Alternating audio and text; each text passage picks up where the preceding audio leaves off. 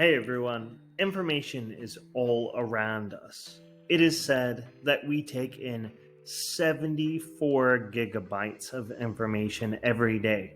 I'm not sure how they measure that, but that's information from TV, from texts, from social media, from the books we read, and the articles we read, and the emails, and maybe the meetings we attend. Who knows? 74 gigabytes may not even be enough for one day worth of information that we take in.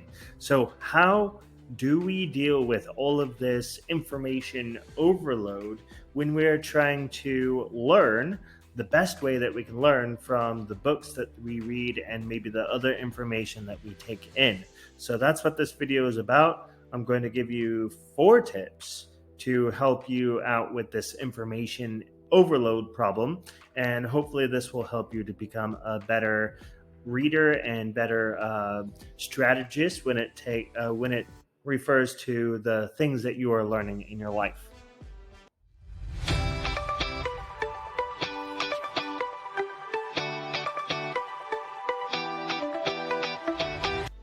So the first question you should ask yourself is, how relevant is this to what I'm trying to work on in my life? What is my purpose? What is the purpose of this text or this book or this blog post? So you ask yourself that, and if it aligns with what you're working on, then great, fantastic. This should be something that should be helpful to you. Second thing that you should be looking for is whether it's high quality. Now, I know that that's sometimes hard to tell when you're just searching for the information, but once you get into reading it, you can tell whether this is scientifically based, researched, or if the person that is writing it has a whole lot of experience with whatever it is that you're reading about or watching. Then this is a good sign that it is of high quality. Not necessarily, but it's much, much better than if someone is just writing about their opinions. So that is the first question that you should ask or think about, is the purpose and the relevance of the text, and then that will get you going in the right path.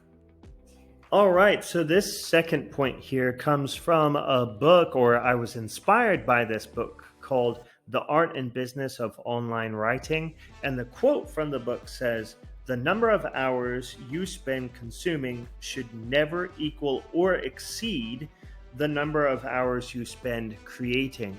And I thought this was a pretty clever quote, because all of us work. All of us do something for work.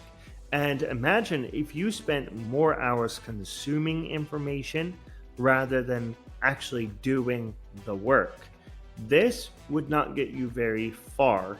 And I also picture this as analysis paralysis. We get stuck in the habit of taking in so much information rather than putting out, creating, doing something of high value. So I see this as a way of saying, consume high quality content and create high quality work. Do high quality work, and never ever go over the amount of consumption more than what you work, more than what you do, more than what you create. This is a very powerful tip for people who do not want to get stuck in information overload or analysis paralysis. So yeah, there it is for you. All right, so you already know what stuff you're consuming is relevant, it is of high quality, it has a purpose. But when you're reading through this information, I believe that you should have a system for writing, a system for taking notes, a system for journaling as well. That way you can get your ideas down on paper. Sometimes when you're having this information overload, you just need to get it out of your body because, well, you got all this stuff in your mind. If you're taking in 74 gigabytes worth of information or more every single day, that's a lot of information. So you need to get it out somehow. Whether you're going to write and publish, or whether you're just writing for yourself, writing is one of the best tools you can have for yourself. Or it could be creating videos.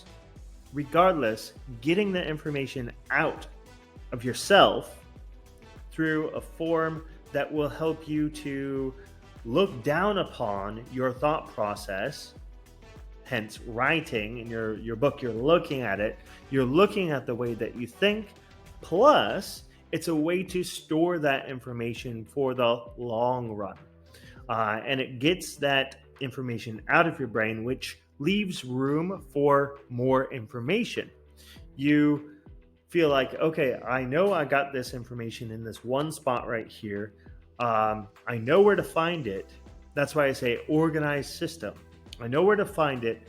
Therefore, I don't necessarily need to try to memorize that information. But the more, of course, that I return to that information, the more that it will become part of me.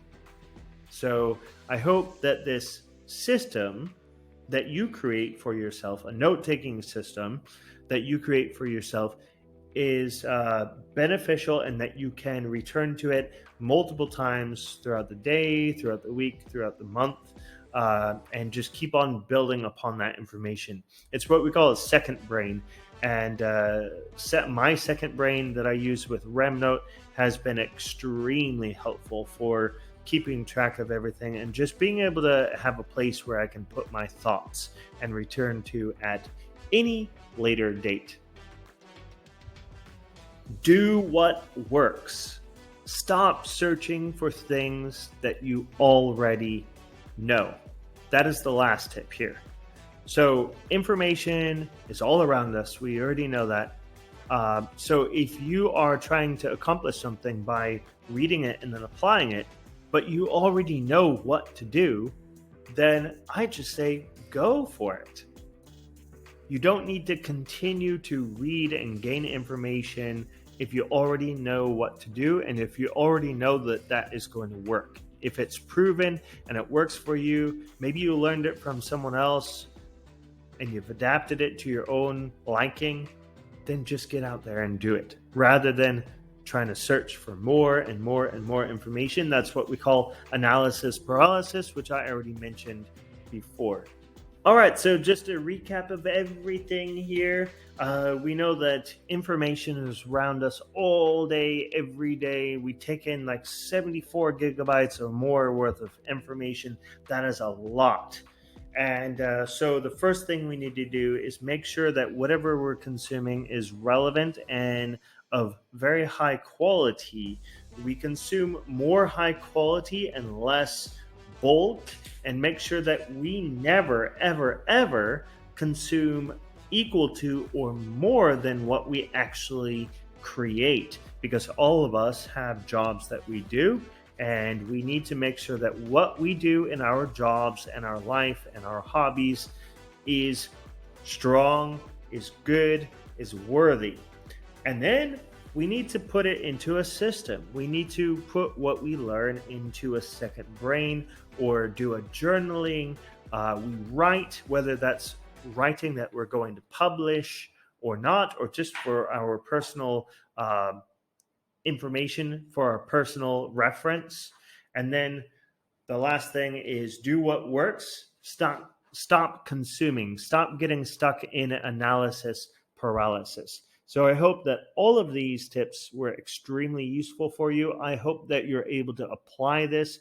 Make sure you are subscribed to the BookMattic YouTube channel, and I will see you in the next video. Take care. Thanks for watching, everyone. Make sure to like, comment, and subscribe for more videos like these. Also follow my other social media accounts such as Instagram, Facebook, and Twitter for more valuable content. Thank you for watching again, and I will see you guys next time.